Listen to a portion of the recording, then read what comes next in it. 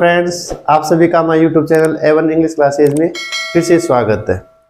आज हम बात करने जा रहे हैं एक इंटरेस्टिंग टॉपिक, इंटरेस्टिंग कॉन्सेप्ट पर, जिसे आप जानकर एक सरप्राइज महसूस करेंगे। और ये वीडियो देखने के बाद में आप ये भी सोचेंगे कि इंग्लिश में ऐसा आज से पहले मैंने कभी नहीं पढ़ा या कभी ऐसा देखा ही नहीं है। तो मैं आपसे बात करने जा रहा हूँ, आप बता सकते हैं कि आई के साथ इज, एम, आ और वोज वर्ब में किसका प्रयोग किया जाता है या होता है? आप मुझे बता सकते हैं। अगर आपको पता है तो कमेंट बॉक्स में ज़रूर बताएं। और मैं बता देना चाहता हूं कि आई के साथ इज, एम, आर और वोज वर्ब में किस किस का प्रयोग होता है। तो मैं आपको बताना चाहूँगा, आई के साथ मैंने किस किस का नाम लिया? Is, am, are, was verb. इनमें से आई के साथ किस किस का प्रयोग होता है, मैं आपको पूछना चाहता हूं। अगर आपको पता है तो मैं आपको बार बार कहता हूं कि अगर पता है तो आप मुझे कमेंट बॉक्स में जाके जरूर बताइए कि आपको पता था। यस नो का जवाब दीजिए। और नहीं पता है तो आप वीडियो को ध्यान से देखिए, यहाँ पर आपको बहुत ही इंटरेस्टिंग बात देखने को मिलेगी। देखना, आई के साथ इसका प्रयोग होता है। आपकी नजर में होता है नहीं होता है मुझे नहीं पता है या नहीं पता, लेकिन मेरी नजर में आई के साथ इसका प्रयोग भी होता है। आई के साथ एम का प्रयोग जो तो हम इजी वे में जानते हैं, आई के साथ हर जगह हम एम का प्रयोग करते हैं। आई के साथ आर का प्रयोग, सर ये तो हमने कभी आज तक से पहले कभी देखा ही नहीं, लेकिन आज के वीडियो में आप देखेंगे कि आई के साथ आर का भी प्रयोग होता है। और आई के साथ वोज का प्रयोग ये भी सामान्य देखने को मिल जाता है, आई के साथ वोज का प्रयोग। लेकिन वैसे ही जैसे मैंने अभी बताया आई के साथ आर का प्रयोग होता है या नहीं होता, तो वैसे ही मैं पूछना चाहूंगा कि आपने आई के साथ वर का प्रयोग देखा है? तो आप मुझे नहीं पता है तो देखिए, आई के साथ वर का भी प्रयोग होता है। तो सर आप सभी बच्चे ये जान रहे होंगे, सर आई के साथ इसका प्रयोग भी होता है, एम का प्रयोग भी होता है, आर का प्रयोग भी होता है, वोज का प्रयोग भी होता है, वर का प्रयोग भी होता है। सर ऐसा भी होता है? तो हाँ, जरूर होता है। अपने आपने सही समझा कि आई के साथ इज, एम, आर और वोज वर का प्रयोग होता है। और हम देखते हैं इनका प्रयोग, आई के साथ इज, एम, आर का प्रयोग और वोज वर का प्रयोग हम सेंटेंस के द्वारा समझते हैं। देखिए, तो सबसे पहले मैं सेंटेंस यूज करता हूं, उसके द्वारा आपको समझाना चाहता हूं। देखना, मैं सेंटेंस राइट कर रहा हूं।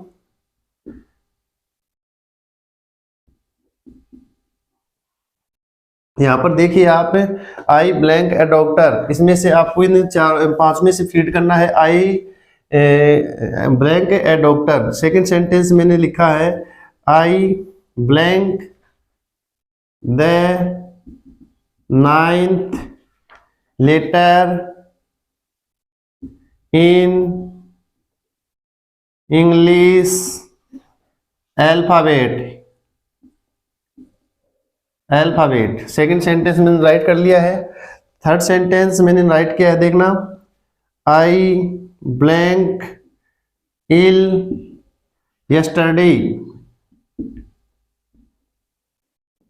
थर्ड सेंटेंस मैंने राइट कर लिया है, I blank ill yesterday. Fourth sentence, I wish I blank the PM of India. Fourth sentence में राइट किया है। और लास्ट सेंटेंस है, I am writing a story. I am writing a story, comma, full stop. आगे देखिए, blank I question mark, interrogative mark यहाँ पर है। अब आपको मैंने 5 सेंटेंस दिए, इनमें से आपको यूज करना है कि इज, एम, आर और वोज वर्ब में इनके साथ इन सेंटेंस में किसका प्रयोग होगा। तो पहले वाले सेंटेंस में देखिए मैं क्या कहना चाह रहा हूँ, आई ब्लैंक ए डॉक्टर। यहाँ पर इज, एम, आर में से किसका प्रयोग होगा? क्यों यहाँ पर प्रयोग होगा एम का। क्यों होगा मैं बता देना चाहूंगा। यहाँ पर वाक्य में आई का मतलब है मैं, आई का मतलब है मैं एक डॉक्टर हूं, मैं एक डॉक्टर हूं। तो ध्यान लगाना, आई का जब अर्थ है मैं, आई का अर्थ जब है मैं, तो वहां आई होता है प्रोनाउन। क्या होता है? प्रोनाउन। प्रोनाउन मतलब सर्वनाम। प्रोनाउन मतलब सर्वनाम। जब आई का अर्थ जब मैं होगा तो आई वहां पर फंक्शन करेगा प्रोनाउन का, और प्रोनाउन का फंक्शन करेगा तो आई के साथ आने वाली वर्ब क्या होगी, एम। क्या होगी, एम। किसमें से, इज, एम, आर में से, इन तीन में से किसका प्रयोग होगा, एम का प्रयोग होगा। ध्यान लगाइए, यहाँ पर मैं इन तीन में से ले रहा हूं यहाँ पर बात, तो ध्यान लगाना। आई जब मैं होगा तो मैं के अर्थ में वह वहां पर प्रोनाउन होगा, प्रोनाउन होगा तो वहां पर आई के साथ किसका प्रयोग होगा, एम का प्रयोग होगा। तो आप यहाँ देखिए, आई मीन यहाँ पर मैं है, आई का अर्थ यहाँ पर मैं है, मैं एक डॉक्टर हूँ, मैं एक डॉक्टर हूँ, मैं एक डॉक्टर हूँ। तो यहाँ पर आई किसके अर्थ में है, मैं के अर्थ में है, मैं के अर्थ में है तो आई यहाँ पर प्रोनाउन है, और प्रोनाउन है तो आई के साथ यहाँ किसका प्रयोग हो रहा है, एम का प्रयोग हो रहा है। सही समझ गए होंगे। सेकंड सेंटेंस में देखिए, I blank the 9th letter in English alphabet, in English alphabet. तो ध्यान लगाना, यहाँ पर आई किसके अर्थ में है, ध्यान लगाना। आई यहाँ पर मैं है या किसी अन्य अर्थ में है। आई देखते हैं यहाँ पर, आई यानी अगर मैं बात करता हूं मैं की, तो मैं 9वां अक्षर हूं इंग्लिश वर्णमाला का, मैं या आई। तो ध्यान लगाना, आई इंग्लिश वर्णमाला का कौन सा अक्षर है, 9वां। कौन सा, 9वां अक्षर है। तो यहाँ पर आई यहाँ पर लेटर है, आई यहाँ पर क्या है, लेटर। लेटर मीन्स अक्षर। तो ध्यान लगाना, आई यहाँ पर मैं के अर्थ में नहीं है, आई यहाँ पर क्या बना हुआ है, अक्षर या वर्ण, वर्ण या अक्षर बना हुआ है, वर्ण या अक्षर बना हुआ है। ध्यान लगाना, मैं जो बात बोलने जा रहा हूं, आई सेंटेंस में वर्ण या अक्षर की बात कर रहा है। यहाँ पर आई जो वर्ण है या अक्षर है, इंग्लिश वर्णमाला का 9वां अक्षर होता है। आई इंग्लिश वर्णमाला का 9वां अक्षर होता है। तो यहाँ आई का अर्थ मैं नहीं है, यहाँ पर आई या तो अक्षर या वर्ण, इनमें से इसका अर्थ है यहाँ पर। तो मैं आपको बताना चाहूंगा, जब आई का अर्थ वर्ण या अक्षर हो तो वहां पर वह नाउन का कार्य करता है। किसका कार्य करता है, नाउन का। और नाउन भी कैसा, तो आप बताइए, आई अकेला है तो आई अकेला है तो आई क्या है, सिंगुलर। ध्यान लगाना, आई जब वर्ण या अक्षर का काम करेगा तो वहां पर आई नाउन बना हुआ है, और नाउन भी कैसा है, सिंगुलर या प्लूरल। तो आपको मैं बताना चाहूंगा, यहाँ पर एक एक अक्षर की बात हो रही है तो सिंगुलर है, और सिंगुलर के साथ हम किसका प्रयोग करते हैं, इज, एम, आर में से इज का प्रयोग करते हैं। तो सेकंड सेंटेंस में हम किसका प्रयोग करेंगे, इज का प्रयोग करेंगे। बढ़िया, आपको समझ में आया होगा। तीसरा सेंटेंस मैं आपके सामने लेके आ रहा हूं, I blank ill yesterday, I blank ill yesterday. तो ध्यान लगाना, यहाँ पर हमें प्रयोग करना है is, am, are, was, were में से। तो मैं आपको बताना चाहूंगा कि यस्टरडे जो वर्ड है वो एक एडवर्ब है, एडवर्ब है यस्टरडे, मैं इसकी बात कर रहा हूं। और एडवर्ब है, वो भी किसकी है, पास्ट टेंस की, पास्ट सिंपल टेंस की एडवर्ब है। कौन, यस्टरडे जो एडवर्ब है, यस्टरडे एक एडवर्ब है, और एडवर्ब भी कौन सी टेंस की है, पास्ट सिंपल टेंस की। अब जब पास्ट टेंस की हम बात करेंगे तो हमें यूज करना होगा वोज और वर में से, क्योंकि इज, एम, आर किसकी फॉर्म्स है, बी वर्ब की। किसकी फॉर्म्स है, बी वर्ब की। तो ये इज, एम, आर ये प्रेजेंट फॉर्म है, और ये वोज वर ये पास्ट फॉर्म है। ध्यान लगाना, किसकी, बी वर्ब की present form is, am, are है, और बी वर्ब की पास्ट फॉर्म क्या है, वोज और वर है। तो हमें अब बताना, यस्टरडे अगर सब देखने को मिला है तो इसका मतलब यस्टरडे एडवर्ब है, और एडवर्ब भी कौन सी टेंस की है, पास्ट सिंपल टेंस की है। तो हमें यहाँ पर आने वाली वर्ब कौन सी होगी, आने वाली वर्ब या तो वोज होगी या वर होगी। तो आपको मैं बताना चाहूंगा, पास्ट सिंपल टेंस में यानी पास्ट टेंस में आई जब मैं के अर्थ में होगा, पास्ट टेंस में जब आई मैं के अर्थ में होगा तो वह किसका फंक्शन करेगा, वहां पर प्रोनाउन का फंक्शन करेगा। और प्रोनाउन का फंक्शन करेगा तो वहां हम वोज और वर में से उसके साथ सिर्फ हम किसका प्रयोग करेंगे, वोज का प्रयोग करेंगे। दोबारा सुनना, मैं आसानी से बताना चाहूंगा कि यस्टरडे वर्ड को हमने देखा जो एक एडवर्ब है, और एडवर्ब भी कौन से टेंस की है? पास्ट सिंपल टेंस की। समझ में आ गया होगा? पास्ट सिंपल टेंस की है तो इसका मतलब हम सेंटेंस में पास्ट की ही वर्ब का प्रयोग करेंगे। पास्ट की वर्ब हमारे पास वोज और वर है। अब वोज और वर में से हमें यहाँ फिलअप करना है, तो मैं आपको बताना चाहूंगा कि यहाँ वोज आएगा या वर आएगा। तो मैं आपको बताना चाहूंगा सेंटेंस हमारा है पास्ट का, सेंटेंस हमारा है पास्ट का। तो पास्ट की मैं बात कर रहा हूं तो मैं बता रहा हूं कि पास्ट में आई जब मैं के अर्थ में होगा, आई जब मैं के अर्थ में होगा तो किसके अर्थ में होगा? प्रोनाउन। यही लिखा है मैंने जो पहले लिखा था, प्रोनाउन। तो पास्ट में जब आई प्रोनाउन के अर्थ में होगा तो उसका अर्थ होगा मैं, और वहां उसके साथ आने वाली वर्ब क्या होगी? वोज। तो आने वाले सेंटेंस में यहाँ पर वर्ब होगी was. I was ill yesterday, मैं कल बीमार था। यहाँ पर मैं ध्यान लगाना, मैं है, आई का अर्थ मैं है, तो क्या है? प्रोनाउन, और प्रोनाउन है। तो बताइए अब आपके वाक्य में सेंटेंस बताओ, प्रेजेंट का है या पास्ट का? पास्ट में आई के साथ हमेशा किसका प्रयोग होगा? वोज का। नेक्स्ट सेंटेंस समझते हैं, देखिए चलिए। आगे वाला सेंटेंस है जिसमें वाक्य के प्रारंभ में क्या लिखा हुआ है? आई विश, आई विश।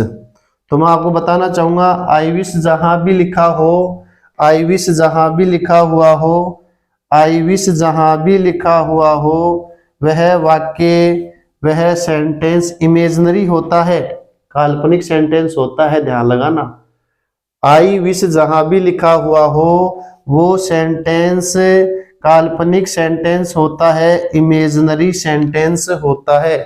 तो आप बताइए, आप वाला जो सेंटेंस है, ये जो सेंटेंस है आई विश का प्रयोग हो रहा है, और आई विश का प्रयोग होने के कारण यहाँ पर आपका सेंटेंस कौन सा है? इमेजिनरी सेंटेंस है, ये वाला सेंटेंस। और आप ध्यान से सुनिए, इमेजिनरी सेंटेंस में आई के साथ हमेशा वर का ही प्रयोग होता है। इमेजिनरी सेंटेंस में दोबारा सुनिए, आई विश का प्रयोग कौन से सेंटेंस में होता है? इमेजिनरी सेंटेंस में होता है। किसका प्रयोग? आई विश का प्रयोग। मतलब जहां भी आपको आई विश देखने को मिले वह सेंटेंस इमेजिनरी सेंटेंस होगा। और इमेजिनरी सेंटेंस में हमेशा आई के साथ किसका प्रयोग होता है? वर का प्रयोग होता है। तो हमने यहाँ पर किसका, आई के साथ किसका प्रयोग किया है?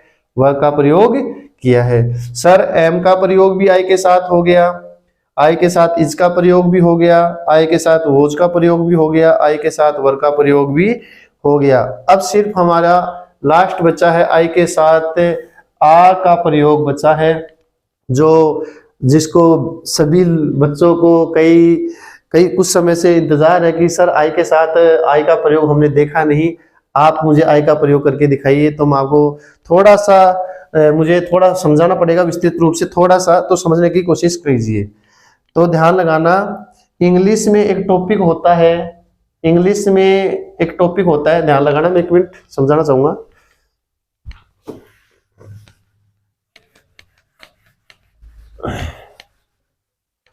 इंग्लिश में एक टॉपिक होता है, ध्यान से समझना, इंग्लिश में एक टॉपिक होता है टैग क्वेश्चन।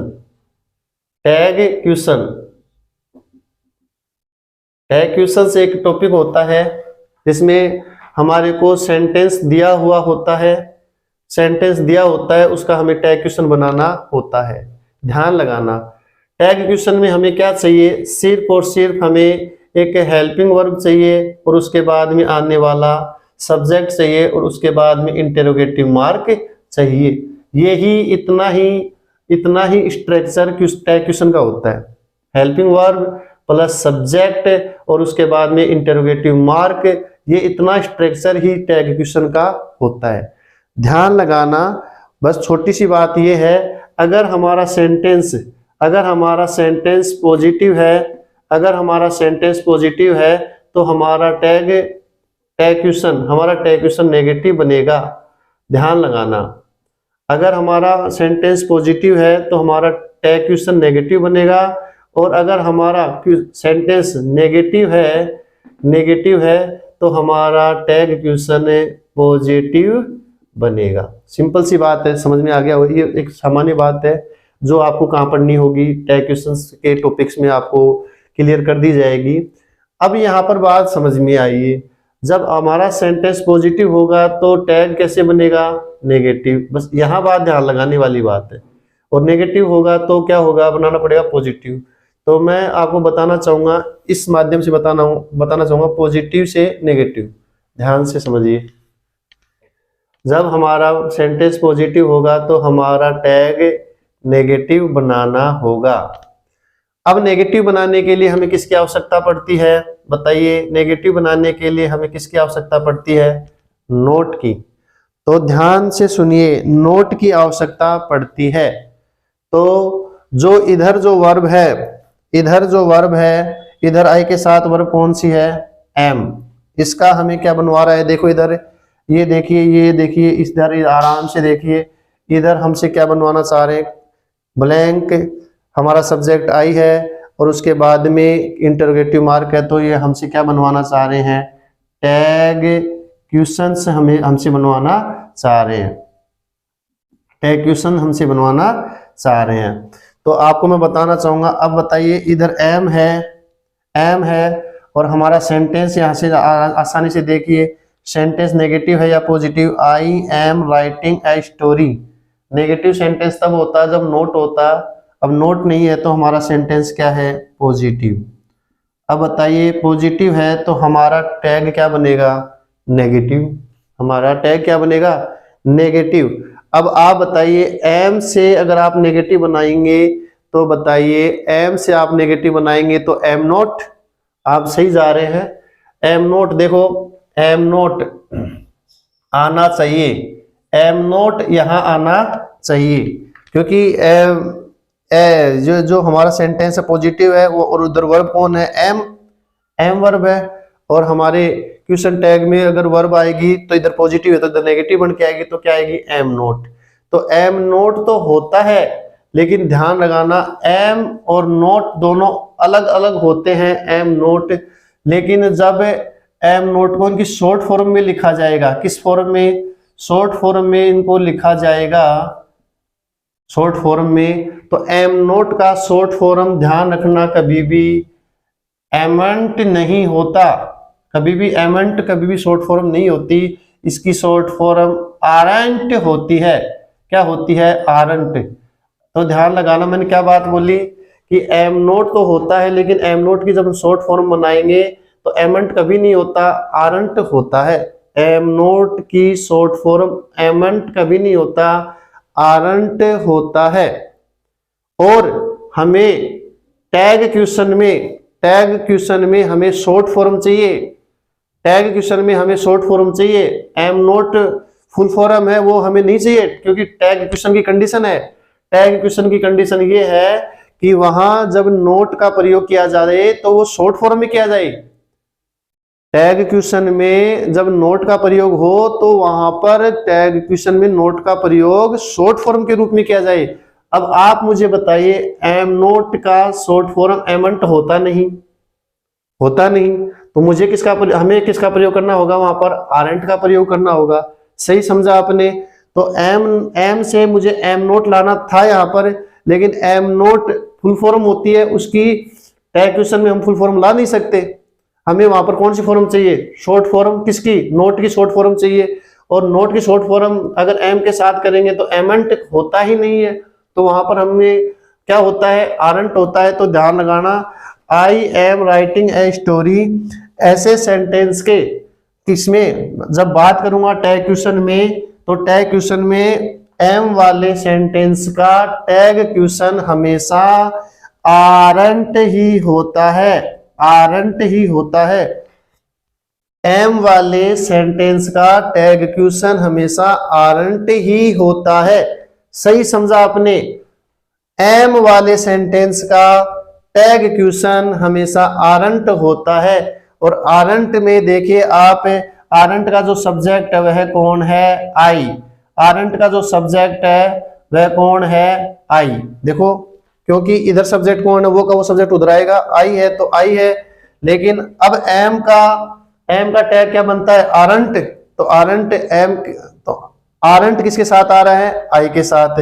तो मैं आपको बताना चाहूंगा कि यहाँ आई के साथ देखिए किसका प्रयोग हो रहा है, आर का भी प्रयोग हो रहा है। आपने वीडियो देखा होगा, आपने देखा होगा कि वास्तव में इंग्लिश के अंदर इतनी इंटरेस्टिंग बातें छिपी हुई हैं, अगर हम उन्हें गहराई से पढ़ना चाहें तो बड़ा ही इंटरेस्ट और बड़ा ही हमें आनंद की अनुभूति होती है कि इंग्लिश में अगर इतने गहरे गहरे कॉन्सेप्ट छिपे हुए हैं।